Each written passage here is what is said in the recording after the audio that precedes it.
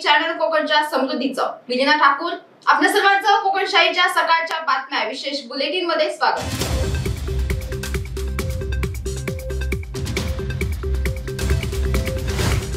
देवगड येथील समुद्र किनारी पोहण्यास उतरलेले पुणे येथील खासगी सैनिक अकॅडमीचे 5 विद्यार्थी बुडाले। त्यात 4 मुली आणि एका मुलाचा समावेश आहे। त्यापैकी एकाला वाचवण्यात यश आले असून एक जण बेपत्ता आहे, मात्र तो अद्याप सापडला नसल्याने दुसऱ्या दिवशीही त्याचा शोध सुरूच आहे।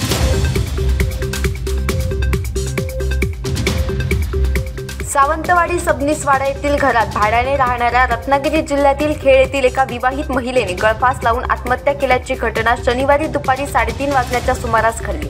चैत्राली निलेश मिस्त्री वय 32 असं महिलेचं नाव आहे। दरम्यान सदर घटनेची माहिती मिळताच घटनास्थळी पोलीस दाखल झाले। आत्महत्येमागील कारण अद्याप अस्पष्ट आहे। ऐतिहासिक सिंधुदुर्ग किल्ल्यातील एका त्रैवार्षिक धार्मिक कार्यक्रमासाठी रविवार 17 डिसेंबर रोजी सिंधुदुर्ग किल्ला बंद ठेवण्यात येणार आहे। तरी पर्यटकांनी याची नोंद घ्यावी असे आवाहन शिवराजेश्वर मंदिर देवस्थान ट्रस्टचे अध्यक्ष सयाजी सकपाळ यांनी केले। रेल कामगार सेनेचा कोकण रेल्वे कार्यालय बेलापूर या मुख्य कार्यालयावर 11 डिसेंबर रोजी भव्य मोर्चा काढण्यात येणार आहे। प्रकल्पग्रस्तांना डावलून अन्य उमेदवारांची कंत्राटी भरती केली गेली आहे, याला विरोध म्हणून हा मोर्चा काढण्यात येणार आहे।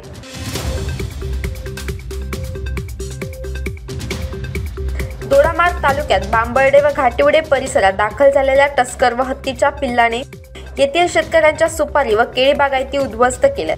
यात शेतकऱ्यांचे हजारो रुपयांचे नुकसान झाले।